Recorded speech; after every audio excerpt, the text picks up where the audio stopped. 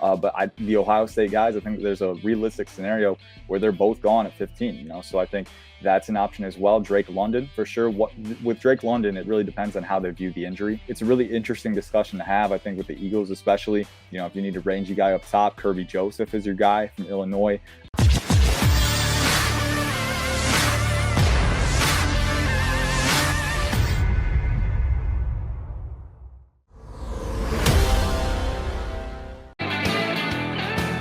John McMullen and Jody McDonald here with you on Birds 365.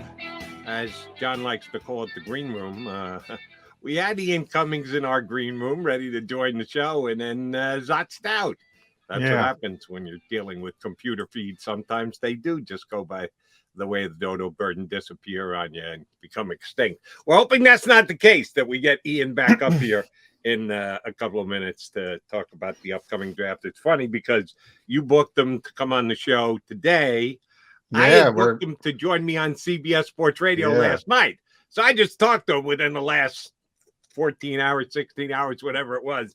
But I knew he was joining us here today as well. And it looks like there he is. Back up again. He is back in the green room. So we're abusing the privilege with Ian Cummings. I appreciate you joining the program. Ian, did not know Jody had you on CBS last night, but we thank you for doing double duty. And obviously this is a big week for you, one of the lead draft analysts at ProFootballNetwork.com. So how excited are you, Ian? Yeah, it's draft week. It's finally here. It's a very exciting time. I apologize for that. Right when I got brought on, the audio cut out. I was like, what's going on here? So I had to restart real quick and jump right back in. But yeah, it's the busy time. It's the best time of year. And the reason that, you watch so much tape in the lead up is because you're prepared to talk about it this much in this week. It's the busiest week. So it's been, you put in the work, but now it's the home stretch and we're just kind of getting there. So it's the best time of year for sure.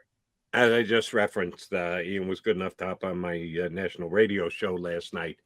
Anything change in the 14 hours since we last spoke there, big guy? Actually, you know what? We're talking sweeping changes. No, I'm just kidding. Nothing's changed.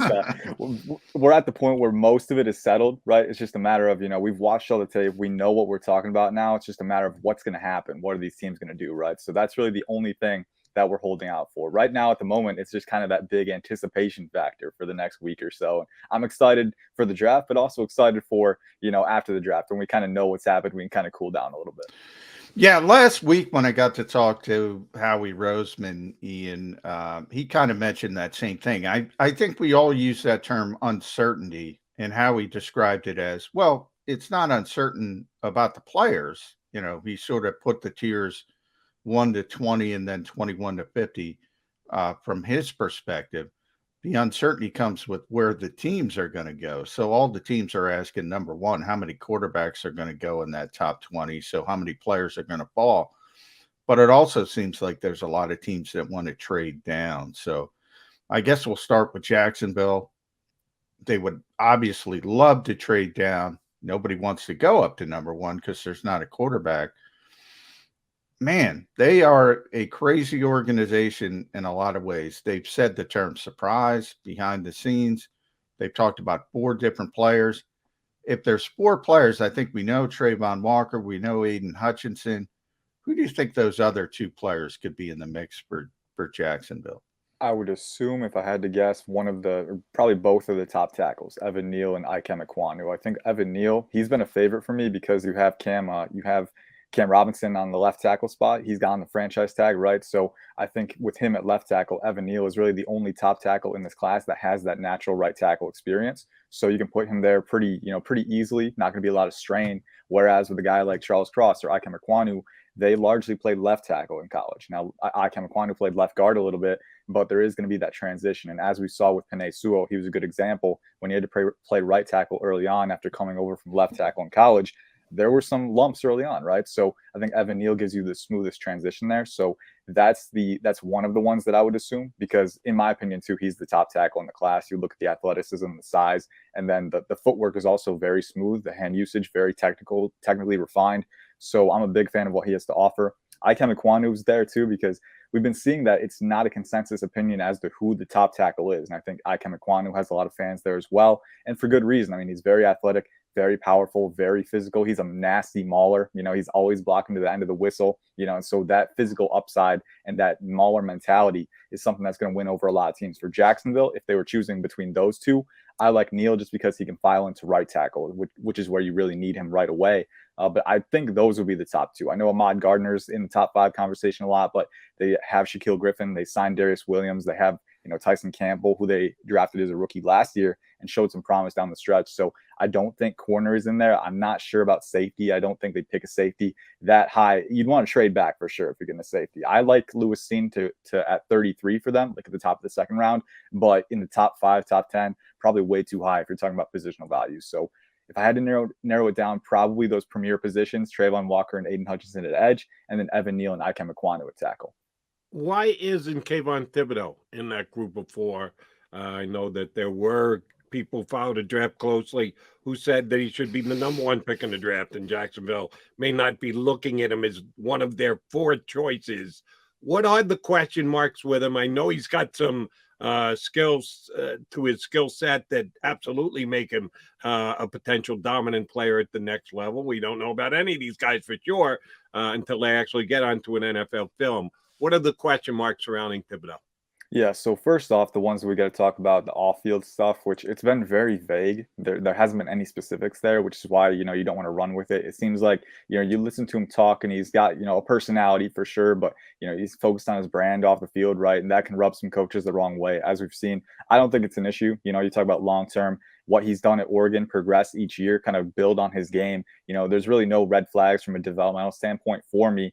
That said, early in the offseason, and myself included, when I first watched him, it's very easy to get taken by the traits. I mean, he has an elite first step, very quick off the line. I think he has the most explosive first step in this class, very good length, very good power capacity, so that upside in itself is very tantalizing. But as a player, as a well-rounded player, still has a little bit to go. He has shown that he can use his hands and feign rushes and kind of set up tackles, but he needs to be more consistent there. From what I saw, he's got that ghost move. He's shown he can rip around the edge, but a lot of times he kind of just defers to those extensions. Sometimes he gets locked up at the apex. The hips aren't as flexible as you'd like to see, so the bend isn't quite elite. He can accelerate around the edge, but not quite at that level where he can sink his hips, reduce his surface area, and sustain that acceleration. So, I think there's a lot more to improve in terms of the sustained hand usage throughout the rep, and then also just, technical stuff as well. A lot of times if he doesn't win on his first move, sometimes he'll get locked up and he won't be able to stack counters. So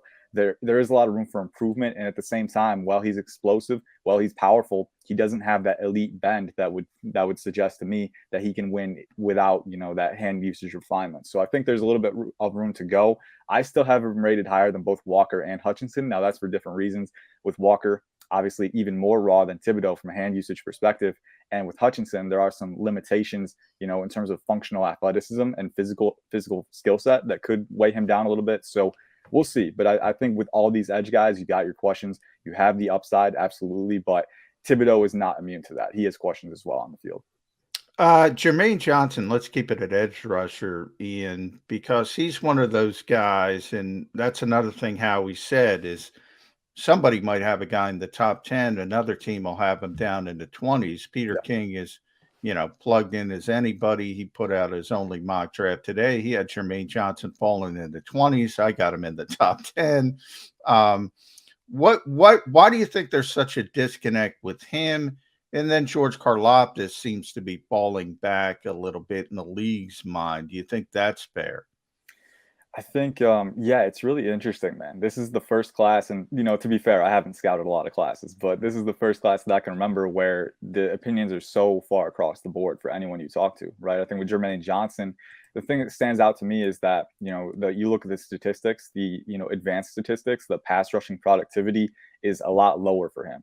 For guys like Arnold Ebiketie and Aiden Hutchinson, it's over 30%. For Johnson, it's in the teens, right? So that's not a number that you'd be super comfortable with. Now, that said, you do have to factor in the role, the responsibility that he had in that Florida State defense. He was playing contain a lot, so he had to read the run before he just pinned his ears back and rushed the passer. At the Senior Bowl, we saw, in those one-on-ones, he didn't have to read the run. He could just go. He didn't have to hesitate, and he was dominant that part of the week. So I think that, with Johnson, there is a little bit of a projection element in the sense that you are going to have to project, all right, what's he going to be able to do if he's not read and contain every single play, right? So I think that, when you look at that, you look at the physical traits as well. To me, there's really no hangups. I think he's, 6'5", 254, 34-inch arms, ran in the 4.5s. He's a very good athlete, and he's got enough burst off the line. He's got that lateral agility. He's got the fast feet, very amped up with his movements, which I love.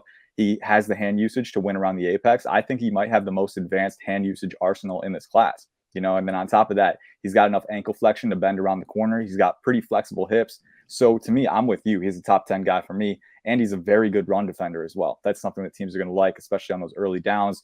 But then you look at the stats, right? The pass rush productivity doesn't quite line up with the traits. And so maybe that's where people are kind of being hesitant there. With George Karlaftis, I do think there's a little bit more uncertainty with him. Johnson, to me, is a very well-rounded player. I wouldn't hesitate taking him top 5. I would consider him at number 1 over Hutchinson and Walker as well. Wow. But with Karlaftis, I think, he had a 38-inch vertical, right? So athletic numbers, we've talked about it before. It's not something that you base your entire, evaluation of their athletic profile on, but you can refer back to the tape with it. And he has that 38-inch vert, but I go back to the tape and I don't quite see that burst off the line from him. I think he can play to capacity at a higher amount. I do think he has power for sure. He's got a little bit of ankle flexion for sure, but I think the consistency still needs to be there. Right now, the only thing that he wins consistently with is power. And, in the NFL, especially with his shorter arms, he's got under 33-inch arms. When there's longer tackles, they can get your hands on you quicker. If they get your hands on you, you can't always get around that, not super flexible in the hips, not super explosive off the line. Those are limitations that might hold him back. Whereas with Jermaine Johnson, he has such a complete skill set that I'd be willing to bank on it. So I think there's reasons for both guys, but Johnson to me has more avenues to succeed. All right, Ian, one of the positions Eagles are definitely considering is wide receiver.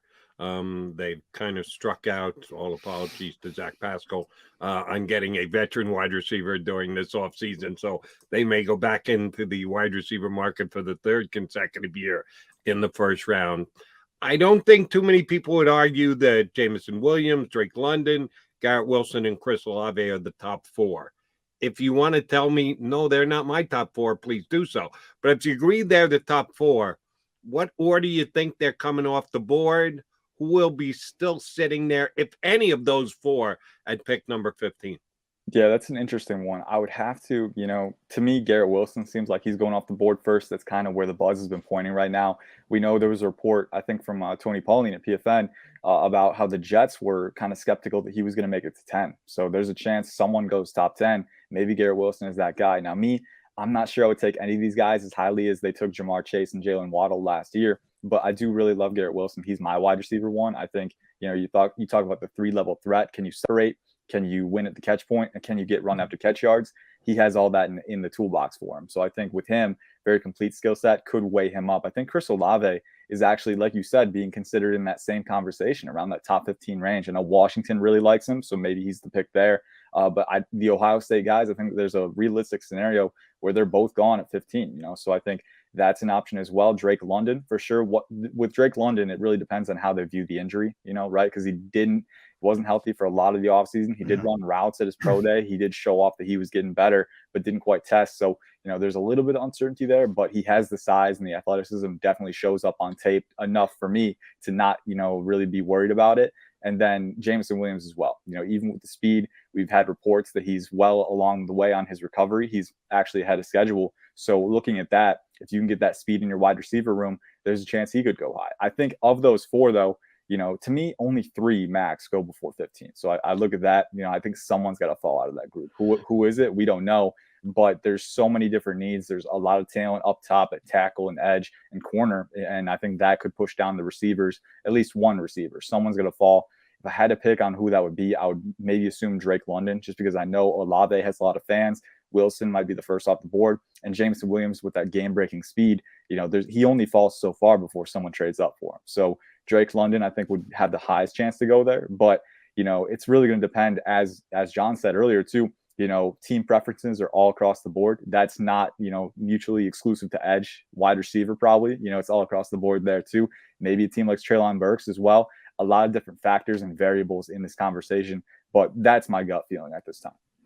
Wide receiver, you mentioned last year with Jamar Chase, who had a historic rookie season, and Jalen Waddle was very good. Devontae Smith was very good here.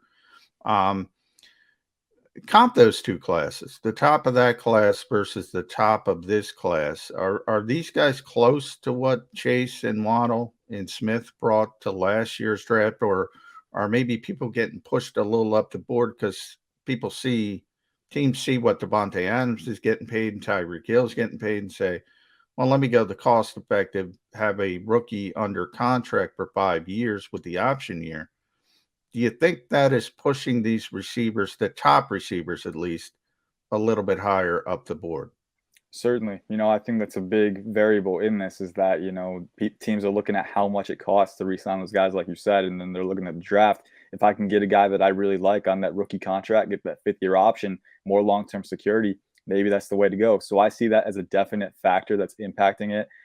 In regards to the classes and how they compare, I do think last year's had higher level talent. And, in my grading, I've seen that Jamar Chase and Jalen Waddle, they were a little bit higher, than the top guys in this class. I would have taken them top 10. Garrett Wilson, as much as I like him, not super refined as a route runner yet. He's a very good route runner for sure. But I think it's more upside with his route running. He's got some wasted movement. He's experimenting a lot. So if you can hone that, if you can channel it, a ton of upside for sure. But some of it might not be immediately translatable at the NFL level. With Chris Olave, it's kind of a different story, very efficient, very detailed, very methodical with how he uses his acceleration, but not that twitchy guy who can generate displacement at the drop of a hat for me. So there's enough questions with these guys. Whereas, going back last year to Jamar Chase, all right, this was a guy, if you throw his way, he's catching it. That's basically how it is. Very explosive downfield. He's a very good run after catch threat, very dense wide receiver. And then Jalen Waddle. I mean, this guy is like a human joystick. I mean, he's super explosive, agile, can change direction at the drop of a hat. Even Devontae Smith, this was a guy who, a little bit on the smaller side, but more of a wiry, compact frame. And you look at how he plays the game, already very detail oriented, a very good athlete. People kind of glossed over that, but he can separate, he can accelerate in space, and he's just so methodical, so detailed with the way that he plays the game. And then if the ball comes his way, he's got that long frame. He can extend, he can control his body. I think that those top 3 would all potentially be over my wide receiver 1 in this class. Now, I do think that, you look at the first round conversation in this class, I do think there's more wide receivers in that top group this year than there was last year. I think they're all a little bit lower than the guys last year, but there's a little more depth in that group. Like you said, you look at Jameson Williams, Garrett Wilson, Chris Olave, Drake London, Treylon Burks even, there's more options for you, but I'm not certain that those guys are going to quite have the immediate impact that Devontae Smith, Jalen Waddle, and Jamar Chase did. All right, let me go position specific again, and we will put to the side the fact that the Eagles have not taken a linebacker in the first round since 1979. The 2 top linebackers, Devin Lloyd, Nakobe Dean. Give me your ratings and rankings. Do they deserve to be players that should be looked at from the 15 to 20 range? Do you think they're better than that and are actually in the top 15? Do you say, Jody, they're good, nice players, they're going to be starters, but I wouldn't use a top 20 pick on them? We know where the 2 Eagle picks are. Putting the Eagles' historical direction aside, where do those 2 linebackers rank for you as far as value goes in the first round? Yeah, it's a good question. And as is always the case with draft evaluation, there's a little bit of a caveat. I'll get to that in a minute, but I do think these 2 are worthy first round candidates. It really depends on what you're looking for. I think Devin Lloyd is more of your outside linebacker who can, play in coverage, be a will, play in space, very instinctive in that range. And he has the explosiveness and the length to cover wide windows, and kind of clog lanes for a quarterback. Follows their eyes well. And then in run defense too, he's pretty instinctive in the box. He can sift through congestion, make tackles in pursuit, and he can rush the edge too. He's got rushing moves in his arsenal. So I think that he's a very complete outside linebacker. Nakobe Dean's instincts, I think, are a little more consistent. Obviously a smaller linebacker, but if you're looking for a guy to call signals to kind of keep that unit intact, keep them, cohesive from down to down, then Kobe Dean is your guy. A very smart linebacker, plays very fast, very physical in the middle of the field. And I think that he compensates for his lack of size with that physicality. So I wouldn't have any reservations picking him even with the smaller frame. He's still very dense, even if you measured in a little bit below 6 foot, still a very dense, compact player with some play strength. But here's the thing though, would you rather take one of these guys in round 1 Or would you get Chad Muma in round 2? There's guys in round 2 that could have a similar impact. Chad Muma of Wyoming is a guy that I look to. He's around 6'3", 240, very good size. But you look at how he plays at Wyoming, I think he's a little bit better in run defense than Devin Lloyd is. Devin Lloyd is very instinctive for sure.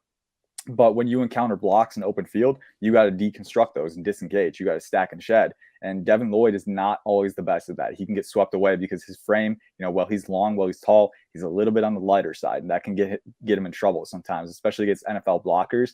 I would be a little hesitant there. Very good coverage player, very versatile. But Chad Muma, to me, when he engages those blocks, a lot better at stacking and shedding. He's explosive. He's instinctive. He can play coverage. He can rush the passer. With me, Chad Muma gives you potentially better value. And there's other guys too. Quay Walker, an elite athlete with great size from Georgia, who's very good at matching laterally and tackling downhill. There's a lot of different guys in that round 2 range that may be able to give you comparable value if you want to use those round 1 picks on a more premier position. And as we've seen with the Eagles in recent history and long-term history, it's just not a position that they value that highly. Obviously, we know Gannon's scheme might change that, with what they need there. And I do think that Devin Lloyd and Kobe Dean could give you what you're looking for, depending on what you want, that outside backer who has that versatility, or that Mike who can keep that unit intact. But at the same time, there's a lot of options in round 2 and round 3 as well. All right, Ian, Jody let you in on that obvious bit of trivia for Philadelphia fans that haven't taken an off-ball linebacker since 1979. Well, I'm going to let you in on the fact that they've never taken a safety in the first round of the draft, period. Ever. So I'm going to play the odds and go with history and say they're not taking a safety in the first round. So if I cross out Kyle Hamilton and Dax Hill, and I know you like Lewis Seen a lot, he might be a potential first rounder or bridge pick. But I ask you, I need a safety to play. The Eagles need a safety to play. How deep does that class go with guys that could be potential plug and play in day 2? It's a very deep class in terms of the upside for sure. I think if you're looking for guys who can plug and play, a little less deep. I think there's a lot of upside there, but the options kind of dwindle because, again, with safety, there's so many different molds that you might have 9 safeties in a given range, but maybe only 3 that play the role that you're looking for at that specific role. So it's a really interesting discussion to have, I think, with the Eagles, especially, if you need a rangy guy up top. Kirby Joseph is your guy from Illinois, very explosive, has that range, has that playmaking ability, has the ball skills and the catch point. Coming down to the run, not quite as consistent. So if you need a strong safety who can play in the box and kind of enforce and tackle downhill, I'd say Brian Cook from Cincinnati is a guy that you'd really like. Not quite that elite athlete that I'd want roaming the back end, but in the box, very instinctive, very good tackler. And when the ball does come his way, he can make plays on it. So those are a couple options for sure. Jaquan Brisker, Jalen Petrie, some other ones. I think Brisker, he played in the box a lot at Penn State, but he does have the range to play back end. So if you're looking for a versatile guy, he's your guy. Jalen Petrie played in the slot most often at Baylor, but I do think he projects pretty well in coverage. So, get him in that strong safety role. He can be that enforcer coming downhill, very physical, plays very fast. There's a lot of different molds. That's kind of how it is. I think those 4 are the 4 that stand out to me as guys that can play early, I think after that, you're kind of banking on developmental potential. Again, a lot of developmental potential in this class. But if you're the Eagles and you really want someone, I think that day 2 range is the way to go. Because once you get to day 3, a little less certainty. And that's kind of how it usually is, right? You kind of get the guys who can play earlier on in the draft in day 2. Once it gets to day 3, it kind of trickles down a little bit. All right. I have seen some people's mock drafts that include no quarterbacks taken in the first round, which between you and I don't have a problem with. I just think it's a mediocre quarterback class. Sorry, Kenny Pickett. Sorry, Malik Willis. Sorry, Matt Corral. I don't know that there's a quarterback that deserves to go in the first round. But there always is, because that's the NFL, that you need a quarterback. And if you don't have one and you want to get one, so you take your chance in the first round, you're over-evaluate. Give me your grades. Is there anyone with a legit first-round grade for Ian Cummings this year? And who's going to be the first team to go, screw it, we got to get a quarterback. And even though we don't actually believe he deserves to be drafted here, we're going to draft him here anyway. Yep, that's how it always is, man. It's the quarterback tax. That's what I've heard it called, and that's what I like to call it too. I've kind of taken that term, adopted it, but it is really the positional value and how much you need a quarterback to succeed in the NFL level. When you get to a certain point, that threshold in round one, teams going to be willing to take a chance on that guy because he might have the upside to become that. Now, is he going to become that? Would I bank on that? Would I bet money on that? For a lot of these guys in this class, my answer would be no. And obviously we don't know what's going to happen. I think the most important thing as a draft evaluator is that you're open to outcomes and all possible outcomes in the future. So as much as I don't like a guy like Malik Willis, right now, we could look back in 3 years and he's one of the best quarterbacks in the NFL. You never know what's going to happen. That said, with the information we have on tape, I don't have a first round graded quarterback. And Willis was the guy that I finalized yesterday. Athleticism, arm talent, it's all there in spades. But, the different categories that you need, quarterback is not just about physical traits. That's obviously a big part of it. And that can separate starters from backups long term. But if you are going to play quarterback at the professional level, I need to know that you can manage the pocket. I need to know that you can go through full field reads. I need to know that you have good field vision, that you can see what's out there, that you don't miss open reads or maybe try to force the ball where there's nothing there. I need to know that you have those quarterback skills, not just the physical skills. Malik Willis, to me, is very much a work in progress there. That's not to say that he can't do that. I look at the Liberty offense, and there were times when the route concepts kind of just set him up to fail. They didn't really play off of each other well. I do think you get him in the NFL quarterback room, maybe he can develop. He's got the traits too. But at this point, I wouldn't bank on it personally. I wouldn't put money on it. It really depends on where he goes and whether he has time to sit early on. With Kenny Pickett, kind of a different story. I do think that he has some upside for sure, but I don't think he has elite upside. He's a very good athlete for sure. I think he has a good arm, not a super strong arm, but I do appreciate the elasticity. When he goes off script, he can throw with velocity. It doesn't fade in that phase. He's very good off script. But that said, if you're a quarterback that doesn't have elite physical upside, then I need you to be very good in the other areas. And while he is good, with processing, there are some lapses with pocket management, very skittish, leaves the pocket early a lot. So not disciplined enough for me to say this guy's definitely going to succeed. At his peak, I think he can be a Derek Carr type quarterback, but I don't think he's quite there right now. And the same goes for other guys too. Desmond Ridder, mechanics are an issue. He's got the athleticism, he's got the leadership. He was a winner in college, which I know NFL teams will like, but the mechanics are a big issue. And especially when he's under pressure, that's when it all collapses. In the NFL, you're going to face more pressure. Sam Howell, kind of a similar deal. Under pressure, eyes drop a lot. Really a one-read quarterback who didn't really go through full field progressions a lot. And then Matt Corral, kind of the same deal, especially in that Ole Miss offense. They really took a lot off his plate this year. 2020, he was very, he was kind of that gunslinger in 2020, making those plays downfield, but a little volatile too. And this year, it really felt like they restricted him. It felt like that he wasn't efficient on his own, but he was really just kind of playing within the offense. And if you ask yourself, what's he going to do if I put more on his plate in the NFL level? What's he going to do when he has to create something with his eyes or his arm? I'm not super confident in that. And then Carson Strong as well, has a very strong arm, but he's not that much of an athlete. He's not that much of a creator. And he has that arm arrogance sometimes where he doesn't quite see the safety downfield. If I have a guy who's a pocket passer, he's got the discipline. Sure, he's got the poise, but I would like him to see the field a little bit better at times and make better decisions. So there's a lot of uncertainty here. Bottom line. He's Ian Cummings. You can see on the screen there at Ian_Cummings_9. You can read him at ProFootballNetwork.com. I think he got a mock draft Monday on tonight on Twitter Spaces. So check him out there. We're sorry for abusing the privilege past couple of days with Ian, but you can listen to the guy for 5 minutes. What he's talking about. So I recommend everybody reading Ian. Last one from me.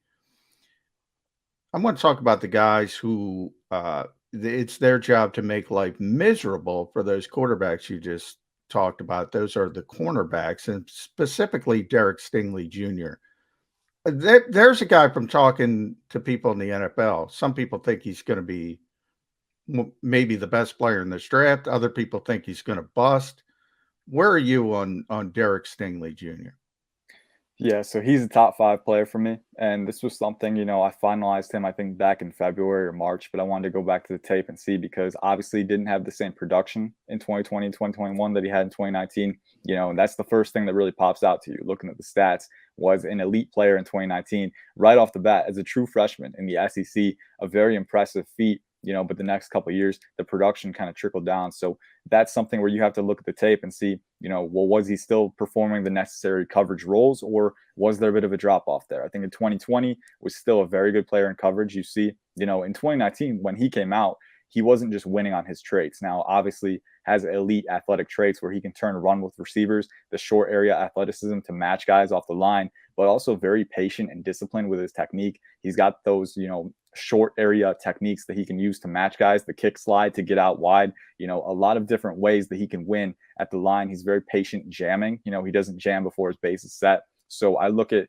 the technical refinement and the athletic upside that combines to form a very, very good player, even when he's not getting thrown at. And a lot of times he doesn't get thrown at because he does everything right at the start of the rep and completely blankets his receiver. We saw that a lot in 2019 and 2020. 2021, obviously, it was injured for a good portion before kind of putting himself on the shelf later in there. But I do think he still showed some good reps and coverage. The tackling does need to improve. That's one of the areas for improvement with him. The tackling is very inconsistent. Technique-wise, goes high a lot. Doesn't quite have the strength to wrestle guys down. The length could be an issue for teams. I know he measured in, I think, under 31-inch arms. So there are teams that have kind of thresholds that they like to hit with that length. And if he doesn't meet that, maybe they'd rather take a guy like Ahmad Gardner or Andrew Booth or Kaiir Elam. We'll see. But Derek Stingley is a little bit on the shorter side with his arms. That said, to me, it's not an issue because I think he plays a lot bigger than his frame. And you see that when the ball's up in the air, he can go up for it like anybody else. So I think that all the traits are there for him to be a lockdown cornerback and a playmaker at the next level. So now that he's proven that he's healthy at his pro day, he's a top 5 guy for me. And I'm very excited to see what he does. All right, I'm going to hit you with a cornerback as well, but a day 2 guy and a potential day 3 guy. No, we all focus on the first round. That's what we'll do Thursday, and then we turn our attention to everybody else. Day 2 guy first, then a day 3 guy. A day 3 guy who you and I talked about last night. The day 2 guy. Give me what you saw on tape from the kid McCollum from Sam Houston State. Small school, didn't get to see him on TV, so you got to do your homework on him to find out. I know some teams think that he's talented and will go somewhere on day 2. So I do want you to give us your breakdown on him because he's the guy I could see the Eagles, if they get shortchanged at the cornerback position, somebody's there, they go somewhere else. He's the kind of guy who could be a pick for them. And then give me the breakdown on Sam O, your defensive tackle for Maryland that we discussed last night. I had never heard of the kid, to be truthful with you, so I had to do a little research after you and I were on the air last night. Why do you think he's a day 3 pick, little undersized DT coming out of Maryland? Yes, sir. So I'll start with McCollum. I had a chance to watch him a couple weeks ago, in depth, and I'd seen him before that for sure. You look at the production, and he was dominant at the FCS level, which is what you want from your corners. If they're gonna test as well as he did, you want to see that stat sheet and see him putting up massive numbers, and he obviously did that. Interestingly enough, I think the ball skills is something where he can improve. Even with that production, a lot of that production just came because he was always in the right place at the right time, and that's because you look at how he tested.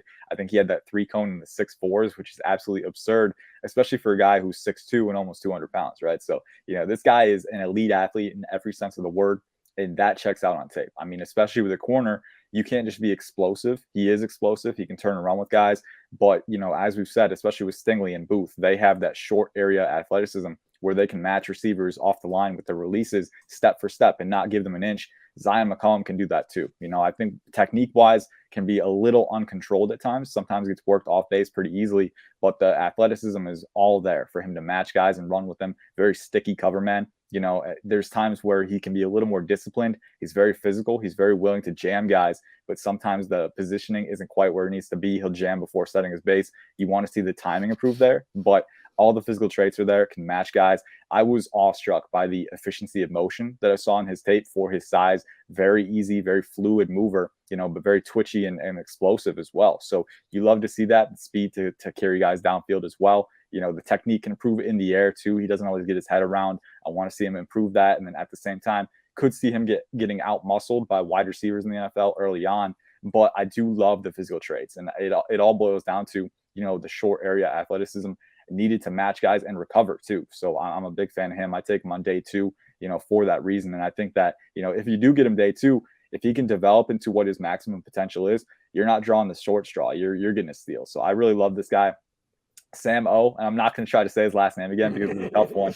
I've had practice with other last names, but Sam, I should try to say it here because some people might not know who he is. Sam Okuayinonu out of Maryland. He's a very fun defensive lineman. Well done, by the way. Thank you. Yeah, I was at the Senior Bowl, I think, last year, and we had Osa Adigizua, Levi. Wait. Repeat that, please.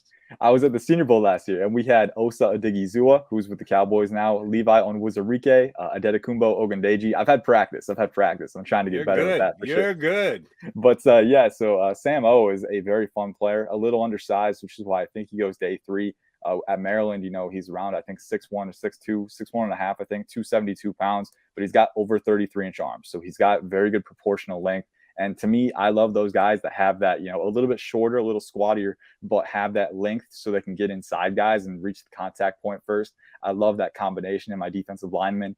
But you look at how he plays too. Very amped up player, very twitchy, very energetic. He's like a ball of energy on the interior line. You put him at 3-tech and those one-on-one matchups, very violent hands. He's got that lateral athleticism to get displacement very quickly. And he's explosive off the line too. He had a 35-inch vert in pro day testing and it shows up on tape. So very explosive, high motor guy. He's got some power capacity too. I think there's a lot of upside with him, and he does have some hand moves in his arsenal. Would like him to kind of keep filling that out. But he's a versatile guy. You can play him at 3-tech or out to 5-tech. Really move him around, especially for teams with hybrid fronts, where they can move guys around, kind of be flexible.